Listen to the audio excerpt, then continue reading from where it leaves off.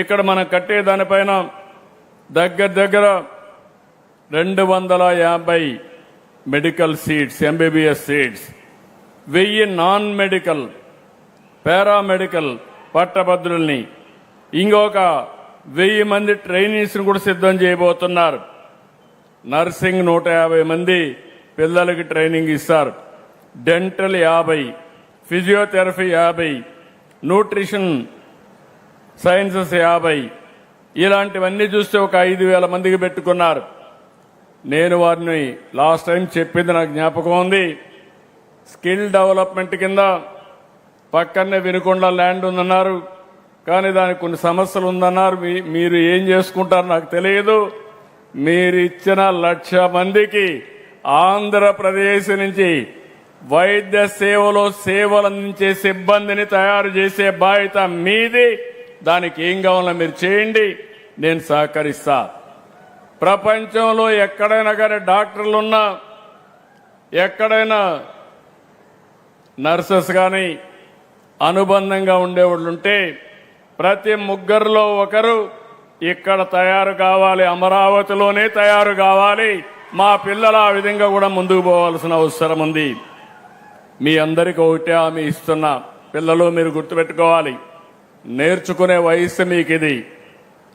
ఓసారి మీరు అందరూ అనుకుంటారు అన్ని మాకు తెలుసు అనుకుని అసలు చదువు కూడా మానేస్తూ ఉంటారు. This is the best age మీ అందరికీ.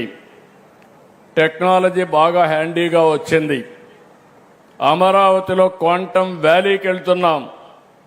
నేను ఫస్ట్ క్వాంటమ్ అంటే ఎవరికి అర్థం కాలేదు. అంటే ఈరోజు మనం కంప్యూటర్లో సూపర్ కంప్యూటర్లు చూసాం. సూపర్ కంప్యూటర్లకి సూపర్ కంప్యూటింగ్ కెపాసిటీ ఉండేది క్వాంటమ్ అని చెప్పి కూడా నేను మీకు తెలియజేస్తున్నా. ప్రపంచంలో 5-6 ప్లేసుల్లోనే ఉన్నాయి, 5-6 కంట్రీస్లోనూ ఉన్నాయి. అలాంటిది ఇక్కడ రావాలని సంకల్పం చేశాం. IBM, TCS, L&T ముగ్గురు కలిసి ఇమ్మీడియట్ గా వర్క్ కూడా స్టార్ట్ చేశారు. అమెరికాలో కంప్యూటర్ ఉంది, అది బయలుదేరి వస్తే డిసెంబర్ కంతా భారతదేశంలో మొట్టమొదటి క్వాంటమ్ కంప్యూటర్కు చిరునామాగా అమరావతి తయారవుతుంది. ఇది అయిన తర్వాత నేను ఒకసారి మాట్లాడితే చాలా మంది ముందుకు వచ్చారు. సార్ ఎక్కడి నుంచో మనం కంప్యూటర్లు తెప్పించడం ఏంటి, మేమే అమరావతిలో తయారు చేస్తామని వచ్చారు. నేను కూడా ఆశ్చర్యపోయాను. వచ్చిన తర్వాత ఇప్పుడు ఒక నమూనా తయారు చేశారు, 5 క్యూబిట్స్. మనకు వచ్చేది 153 క్యూబిట్స్ వస్తుంది. ఇప్పుడు 5 తయారు చేశారు. 5 తయారు చేసి 50 తయారు చేయడం స్కేలింగే. ఇప్పుడు దానికి కూడా సిద్ధమవుతున్నాం. 2 సంవత్సరాల్లో ప్రపంచానికి క్వాంటమ్ కంప్యూటర్లు మన అమరావతి నుంచి సరఫరా చేయబోతున్నాం. అది మన యొక్క తెలివితేటలు. ఇంకొక పక్క నేను గ్రీన్ హైడ్రోజన్ వ్యాలీ అన్నాను. ఈరోజు ప్రధానమంత్రి గారు కూడా ఒక పిలుపిచ్చారు. ఆ పిలుపు మీరు చూస్తే ఎక్కడో జియో పొలిటికల్ సిచ్యువేషన్, ఇరాన్లో యుద్ధం, ఇరాన్ అమెరికా యుద్ధం మన దేశంలో సమస్యలకు నిలయమైంది. వచ్చే గ్యాస్ వచ్చే పరిస్థితి లేదు, పెట్రోల్ సరఫరా లేదు, రేట్లు పెరుగుతున్నాయి, ఆర్థిక వ్యవస్థ అతలాకుతలం అయ్యే పరిస్థితి వచ్చింది. ఇప్పుడు మనందరం కూడా ఆలోచించుకోవాల్సింది, ఇలాంటి జియో పొలిటికల్ సిచ్యువేషన్స్ రాబోయే రోజుల్లో ఇంకా ఎక్కువ వస్తాయి. అయితే విదేశాలపైన ఆధారపడకుండా మనం సెల్ఫ్ రిలయన్స్ సాధించాల్సిన అవసరం ఉంది. దీనికోసం ప్రతి ఒక్క ఇల్లు కరెంట్ ఉత్పత్తి చేసుకోవాలి, ప్రతి ఒక్క పొలం కరెంట్ ఉత్పత్తి చేసుకోవాలి.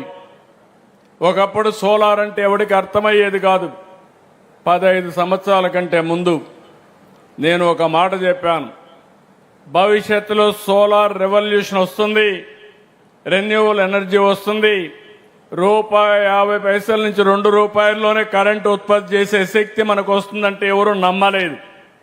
ఈరోజు నేను గర్వంగా చెప్పగలుగుతున్నా, ₹2.40 50 పైసలకి యూనిట్ కరెంట్ ఉత్పత్తి చేసే పరిస్థితికి వచ్చాం.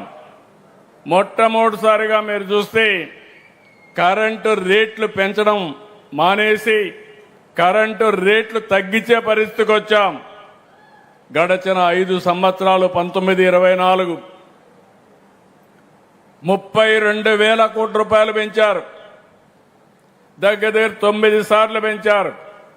నేను వస్తానని ఒకే మాట చెప్పాను, కరెంటు ఛార్జీలు పెంచనని చెప్పి కరెంటు ఛార్జీలు పెంచకుండా ఉన్న ప్రభుత్వం ఈ యొక్క ఎన్డీఏ ప్రభుత్వం అని చెప్పి కూడా నేను మీకు తెలియజేస్తున్నా.